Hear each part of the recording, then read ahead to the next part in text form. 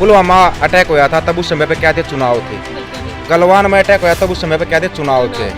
या तो ये जवानों को मरवा के राजनीति करेंगे। कोई भी सरकार होती हुई चाहती है आंदोलन अगर हो गया तो हिंसात्मक हो जाए, चाहे इनको अपने बंदे घुसाने पड़े। बीजेपी की एक सबसे बड़ी खासियत बताता हूँ आपको, ये हर चीज को धर्म से जोड़ते हैं और इसकी सेना को इन्होंने धर्म से जोड़ दिया। पूर्व फौजी दीपक जी हैं, तो हमने खूब वीडियो भी देखी है पूर्व फौजी की।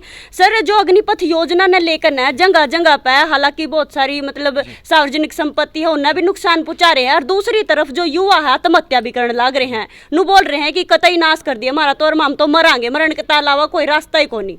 आप क्या कहोगे इनके बारे में? पहले भी मैंने कई बार बोल दिया युवाओं को कि आत्महत्या किसी भी समस्या का समाधान नहीं होता। हाँ, आप आत्महत्या करने से पहले सबसे पहले अपने माँ बाप की तरफ देखिए, जिन्होंने आपको इतनी मुश्किलों से पाला पोसा बड़ा किया गया है, उनकी तरफ देखिए। अपने छोटे भाई बहनों की तरफ देखिए।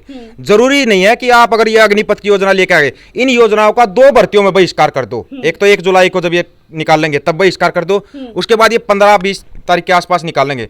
2 भर्तियों का बहिष्कार कर दो, इनको परमानेंट भर्ती खोलनी पड़ेगी। लेकिन उसके लिए आपको संघर्ष करना पड़ेगा। संघर्ष करना एक रास्ता है जिंदगी जीने का। जिंदगी का नाम संघर्ष मानता हूं मैं। आपको संघर्ष करते रहना, आपको खुशी मिलेगी। अगर कुछ नहीं मिला तो आपको खुशी जरूर मिलेगी। हाँ, मैं अपने अधिकारों के लिए लड़ा था, अगर मैं लड़ी थी, अगर आप करते हो तो। अधिकारियों के लिए लड़ना पड़ता है। आत्महत्या किसी भी समस्या का समाधान मैं तो नहीं मानता। इनसे एक अपील, अगर आपके मन में आत्महत्या का वो आ रहा है तो आप रोड पे आइए, अपने हकों के लिए लड़िए। आज के समय में पूरा देश इनके साथ खड़ा है। आप एक बार निकल के आओ, घर से निकल के आओ। आत्महत्या तो किसी समस्या का समाधान नहीं है। और जो ये जगह जगह प्रदर्शन करके मतलब सार्वजनिक संपत्ति ने भी नुकसान इसके लिए मैं बताया था, कोई भी आंदोलन अगर हिंसात्मक होगा ना, वो कभी लंबा नहीं चल पाएगा। कोई भी सरकार होती हुई चाहती है आंदोलन अगर हो गया तो हिंसात्मक हो जाए, चाहे इनको अपने बंदे घुसाने पड़े। 13 महीने तक बॉर्डर के ऊपर बैठे रहे थे किसान। सरकारों ने जी तोड़ कोशिश की थी उसको हिंसात्मक दिखाने के लिए। उन पर लाठियां भी मारी गई थी, डंडे भी मारे गए थे, पानी के फुहारे भी मारे गए थे, आंसू गैस के गोले भी मारे गए थे। लेकिन वो शांतिपूर्वक बैठे रहे थे, तब उनको जीत हासिल हुई थी। अगर वो थोड़ी सी भी हिंसा कर देते, सरकार को मौका मिल जाता, आंदोलन वहीं पे खत्म था। हिंसात्मक आंदोलन लंबा नहीं चल पाता। दूसरी चीज, अगर ये जो संपत्ति को नुकसान कर रहे हैं, वो सरकार का नुकसान नहीं कर रहे, वो हमारी खुद की जेब का नुकसान कर रहे हैं। फिर महंगाई बढ़ेगी, फिर आंदोलन करो, महंगाई बढ़ेगी। अरे महंगाई तो खुद बढ़वा रहे, इस संपत्ति का नुकसान करने पे आप शांतिपूर्वक बैठ जाओ एक जगह पे। किसी भी समस्या का समाधान अहिंसात्मक आंदोलन होता है। ये चीज हम मानते हैं। युवा है, गर्म खून है, भाई तोड़ फोड़ भी कर देता है। लेकिन अब तो समझ जाओ, इतने दिन हो गए, अब तो कम से कम शांतिपूर्वक बैठ जाओ। शांतिपूर्वक जब तक नहीं बैठोगे तब तक सरकार को कोई असर होगा नहीं। अच्छा फौजी साहब, ये आपने नु कहा है कि भाई जो आगे 2 आने वाली भर्ती है उनका पुरजोर विरोध कर दो तो भाई अपना आप सही भर्ती काट देंगे। लेकिन अब जो 24 तारीख न हुई उसमें तो हद तक ज्यादा आवेदन करे गए, हद तक ज्यादा छोरे ने फार्म वगैरह भरे हैं। हद से ज्यादा इतना है कि तकरीबन है ना, आप अगर देखोगे कोई फार्म अगर नहीं भी भरेगा ना तो भी ये लाखों में फार्म दिखाएंगे। क्यों कर? ये सरकार का यही एक पॉलिटिक्स का गेम होता है जो लोगों को समझ में आना चाहिए। ये 2024 का गेम है, ये आज के लिए गेम नहीं है। 2024 की राजनीति चल रही है। पुलवामा अटैक हुआ था तब उस समय पे क्या थे, चुनाव थे। बिल्कुल जी। गलवान में अटैक हुआ तब उस समय पे क्या थे, चुनाव थे। हाँ। या तो ये जवानों को मरवा कर राजनीति करेंगे। कहीं पर भी कोई भी बीजेपी का आप वो देख लेना, हथकंडा देख लेना, कहीं ना कहीं हिंसा होती है। जैसे ही चुनाव आते हैं हिंसा होती है। ये युवाओं से मैं इसलिए कह रहा था अहिंसात्मक तरीके से बैठ जाओ, वहीं पर बीजेपी खत्म है। लेकिन अगर हिंसा करोगे तो बीजेपी आएगी सत्ता में, इसको कोई रोकने वाला नहीं है। दूसरी बात, अगर ये बोल रहे हैं कि जनरल साहब ने बोला था ये कुछ विपक्षी पार्टी वाले हैं, तो बताओ इसमें कौन कांग्रेसी है, कौन आम आदमी का या कौन दूसरी पार्टी का है? ये तो ये कह रहे थे जो किसानों ने आंदोलन किया था ये विपक्ष वाले करवा रहे हैं। कितने नेता पकड़े इन्होंने विपक्ष के आंदोलन के अंदर? एक भी नहीं था। ऐसे ही इसमें है। ये तो जो सरकार का जो पॉलिटिकल गेम होता है ना, पॉलिटिकल गेम, ये करते हैं। अगर आप कोई आंदोलन करोगे, आप शांतिपूर्वक, अगर खाली औरतें भी बैठी होंगी ना, वो अगर अपने गांव का कोई झगड़ा होगा उसके लिए बैठी होंगी तो ये बोलेंगे विपक्षी पार्टियों ने करवाया। ये तो ये नहीं जरूरी नहीं बीजेपी कर रही है। कांग्रेस की सरकार होती तो वो बीजेपी का नाम लेती। ये सब एक राजनीतिक गेम होता है। ये हर चीज को राजनीति से जोड़ते हैं। सबसे बड़ी चीज देखो, बीजेपी की एक सबसे बड़ी खासियत बताता हूँ आपको, ये हर चीज को धर्म से जोड़ते हैं।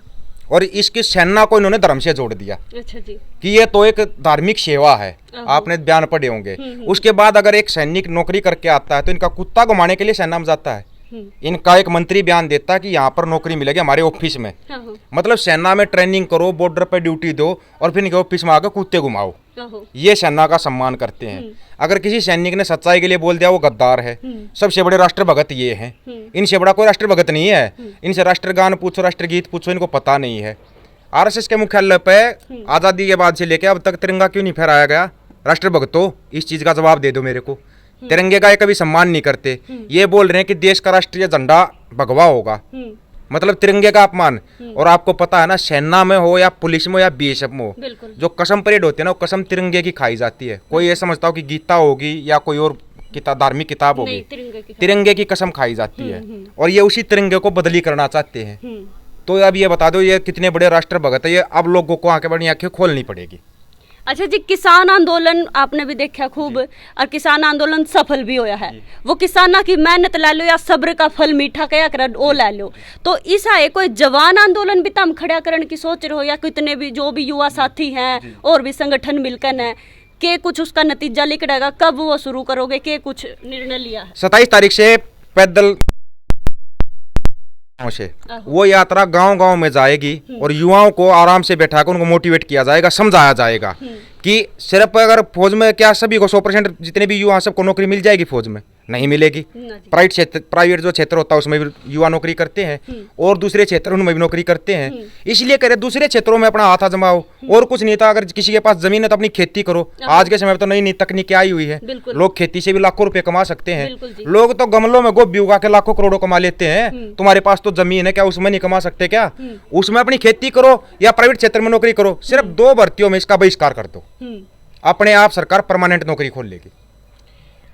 तो भाई पूर्व फौजी जो है मेरे साथ में है और लगातार इनसे मैं पूछने लग रही हूँ। अच्छा सर, आप कितने दिन तक फौज में रहे? 17 साल कलर सर्विस होती है हमारी। अच्छा। आप जिस रैंक में जाते हो उस रैंक की पूरी सर्विस करनी। कितनी 1 साल की। 1 साल की ट्रेनिंग जी। जगह जगह पे बदली हुई आप जी। मतलब फौज में जो करनू क्या कर रहा है कि भाई जमा जी तोड़ो करना पड़ा है, जमा नुए सचमुच कुक करके। हाँ, ये तो सच्चाई है, जमा सारा कुछ सच्चाई है ये तो। अच्छा, एक थोड़ी अन पहले मैं आपसे पूछ रही थी, आप बार बार बीजेपी नू, तो मतलब आप किसी और पार्टी ने सपोर्ट करो? मैं किसी पार्टी को सपोर्ट नहीं करता। अगर कांग्रेस की सरकार होगी ना, वो भी ऐसी नीतियां लेके आएगी, मेरा विरोध तब भी ऐसा ही होगा। तभी ऐसा ही होगा, क्योंकि किसी भी सरकार का विरोध नहीं होता, सरकार की नीतियों का विरोध होता है। नीतियां गलत है तो उनका विरोध होता है। ये नीतियां सही लेके आ जाओ। अब आप बताओ, जीएसटी लेके आई है, व्यापारियों के समझ में नहीं आया, इनकी समझ में आ गया। नोटबंदी लेके आए, जनता की समझ में नहीं आई, ये बोले हमने आतंकवादियों की कमर तोड़ दी। आतंकवाद तो आज भी ऐसे का ऐसा ही है। या ये कोई भी सीए योजना लेके आए, किसी दूसरे वर्गों को समझ में नहीं आया, इनकी समझ में आ गया। ये 3 काले कानून लेके आए, किसानों की समझ में नहीं आया, इनकी समझ में आ गया। वो तो एक गलती से 3 काले कानून कृषि के क्षेत्र में लेके आ गए और वो किसानों से टकरा गए, इनको वापस लेने पड़े। पहली तो इनको वो टेंशन है कि पहली बार झुकना पड़ा, क्योंकि ये एक मोदी मीडिया का एक कमाल है कि मोदी एक ऐसा नेता कभी झुकता नहीं और उसको किसानों ने झुकाया था। इनको वो तकलीफ है। अब ये युवाओं के लिए लेके आए हैं। अगर 10% युवा भी खड़ा होकर रोड के ऊपर आ गया ना, तो भी ये सरकार झुक जाएगी। अच्छा जी, लास्ट में सर हमारे दर्शकों ने क्या कहना चाहोगे, क्या संदेश देना चाहोगे? मैं ये संदेश देना चाहता हूँ जितने भी युवा हैं, सबसे पहली बात तो किसी भी समस्या का समाधान में आत्महत्या नहीं होता, आत्महत्या तो करो मत, ये आपसे एक रिक्वेस्ट है। अगर आपके मन में ऐसा ही कुछ आ सके तो अपना संघर्ष करो। संघर्ष करने के लिए आपको रोड के ऊपर आना पड़ेगा। आपने फिर 13 महीने में क्या सीखा? अहिंसात्मक तरीके से आप एक जगह पे बैठ जाओ, वो बुजुर्ग आपके आगे अड़ के खड़े होंगे, आप तक कोई भी तक आंच नहीं आएगी, लेकिन आपको रोड के ऊपर आना पड़ेगा। और ये जो सरकार की गलत नीतियों का विरोध होता है, किसी सरकार का विरोध नहीं होता। सरकार अगर नीतियां ठीक लेके आएगी तो हम उसको अच्छा भी बताएंगे, लेकिन अगर नीतियां गलत होंगी तो उनका विरोध होगा।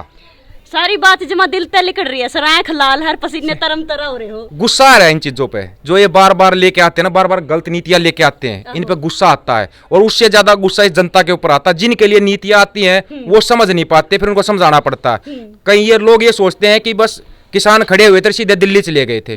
6 महीने तक गांव-गांव जाकर मेहनत की थी, तब किसान आंदोलन खड़ा हुआ था। और ये सोचते कि हम 2 ही दिन में दिल्ली जाएंगे, फतेह कर लेंगे, ऐसा नहीं होता। आप एक दूसरे को समझाओ, गांव-गांव जाकर समझाओ कि इनके क्या नुकसान है, तब युवाओं की समझ में आएगा, तब युवा जागेगा। बिल्कुल भाई, देखो भाई फौजी साहब मेरे गेला थे और इनकी जो शकल एक बार और दिखाना चाहूंगी मैं।